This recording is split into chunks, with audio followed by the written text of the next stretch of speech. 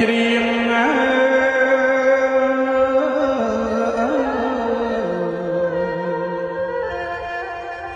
លោកកាយបត់ជ្រងនិមន្តយាប្រគុណម្ចាស់ថ្លៃ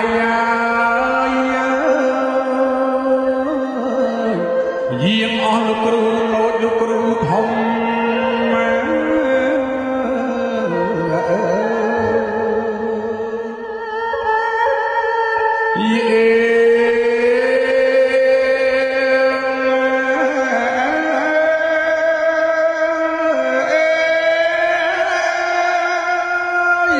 សូមយាងអបប្របារមីសម្ដេចព្រះមេតបប្រគុណ